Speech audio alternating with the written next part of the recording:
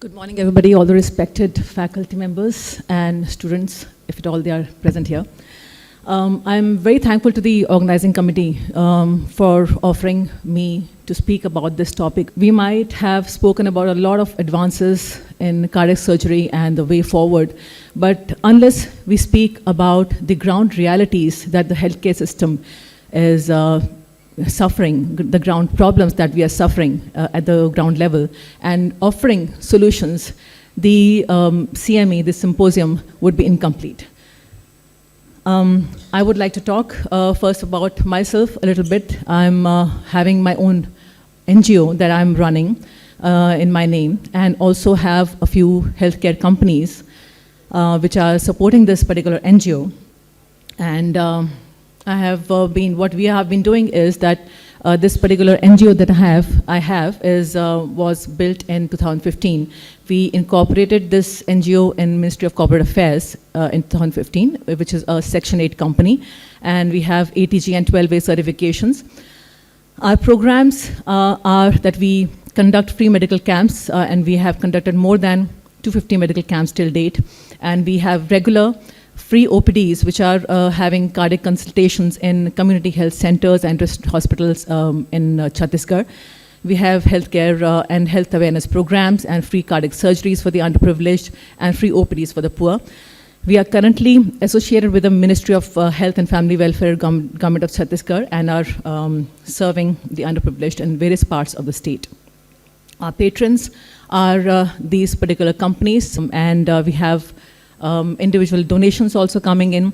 We try to raise the funds from the community, and that is how we are trying to help the underprivileged. India is one of the countries which have the highest burdens of cardiovascular disease, and the annual numbers have risen from 2.26 million in 1990 to 4.77 million in 2020. These are the following government health insurance schemes that are running in India at national and state levels, which are helping the poor to a large extent. But I would like to talk like the problems that we are facing at the ground level within the gamut of these health insurance schemes. We have formulated these national and state level schemes, but we have forgotten to talk about the cost-to-cost ratio, which has not been meticulously evaluated. Talk about the pathology, microbiology, biochemistry labs, and cost of doctor remuneration, staff salaries, electricity bill, oxygen bill, consumables, sterilization charges, HR cost, all of these things, the establishment cost, the running cost, the housekeeping charge, all of this has to be, incorporated before we decide the cost of the procedures or the cost of the hospitalization. I think that has not been meticulously evaluated.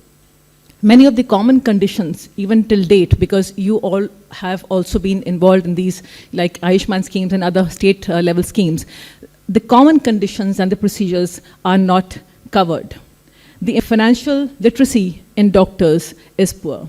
Not many doctors are entrepreneurs, not many doctors are financially literate. And the healthcare system is majorly guided by bureaucrats who are guided by their socialism and their populism, their activism. The majority population is below poverty line. They need free treatment. That is unquestionable. But the problem is, who is going to pay for the treatment? Who is going to pay? Is it me? Is it you? Is it the government? Who is going to pay? Because the charges have to come from somewhere.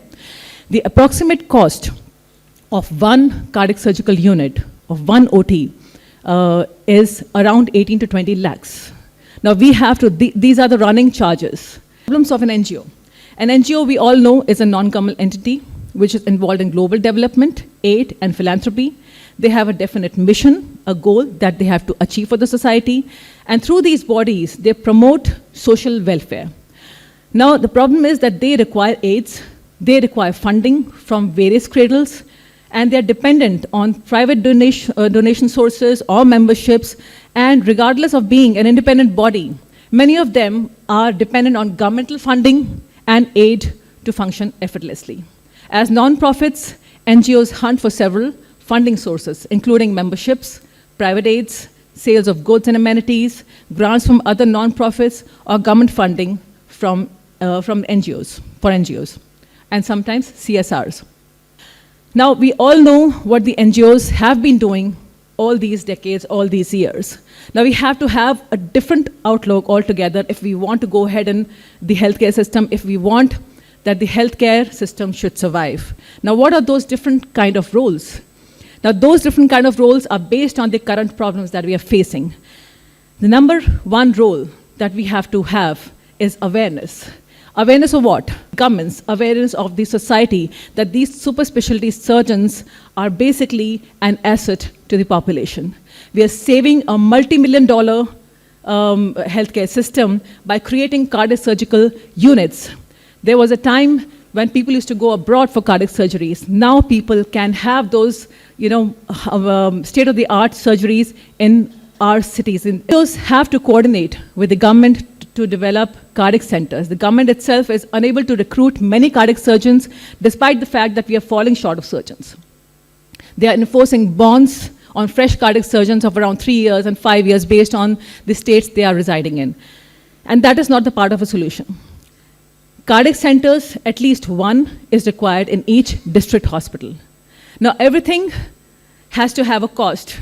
So, providing low cost or free of cost cardiac surgery is not the part of a solution. NGOs have to help in proper auditing, proper cost accounting. In order to maintain healthcare infrastructure, at least 3 to 4% of GDP is required for healthcare.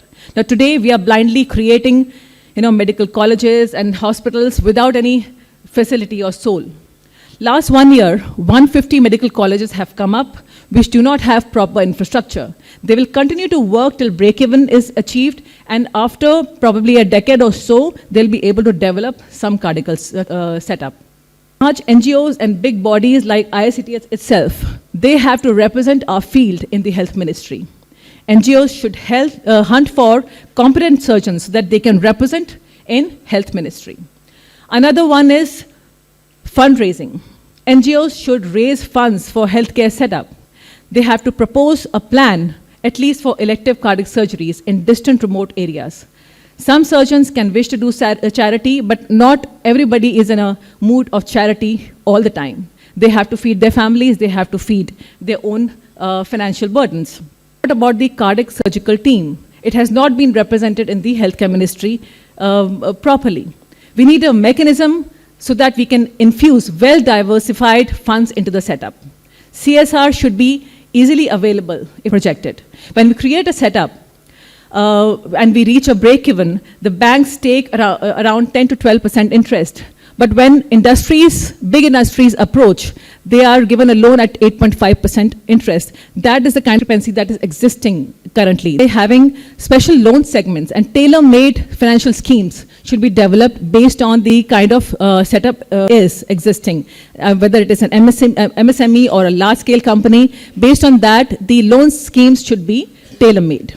NGOs need to represent cardiac surgical setups at world diaspora, central government agencies, and get CSR issued to support the cardiac surgical setups.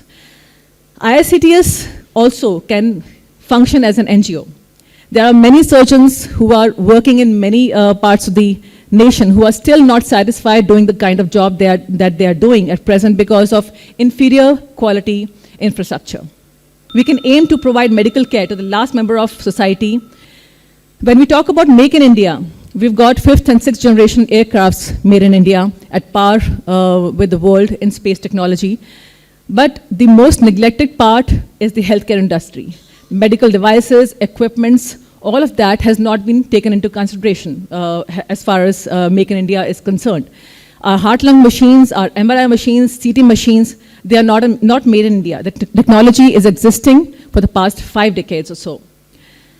MRI, CT, and life-saving machines are not a luxury, whereas they are incurring 12 to 18% of GST, which is a huge cost.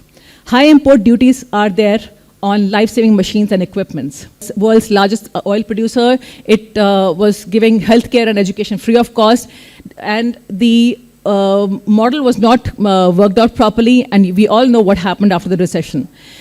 So from taking the lesson from Venezuela, we know that we have to tailor-make policies in order to support this healthcare system. Policymakers should realize that the system is working in series, just like the adult cardiac circulation. One component is going to affect the other in the whole system. surgeons, industry people, technocrats, social activists, they all should come together and understand that it cannot be sustainable unless all of them together jump into this industry and take the reins in their own hands. Devices industries in India is not yet matured. The future of healthcare industry, if adequate measures are taken, the big multinational companies from outside with large capital will enter, make us slaves to their systems again after 75 years of freedom. They will decide and influence the market rate. They will then also influence public policies. They will influence through their lobbies. And now what NGOs like us and IACTS we need to do, we have to save our country from these outside forces, serve the world population by providing them healthcare facilities. NGOs and other big non-governmental associations should indulge in coordination. For UNICEF, again, it is providing field data to the government. It is helping it generate fund. In Chhattisgarh, what we are doing is we are having this Jan Swasth Samiti, which is a concept where public representatives, they formulate the budget for district hospitals headed by a collector. Our IACTS and NGOs of our country, we can formulate such bodies, and these bodies can then buy equipments and give them for use for a particular cardiac setup, which is just cropped up, and help them till they achieve their, or they are financially independent, and then transfer those facilities to some other cardiac setup which requires those infrastructure.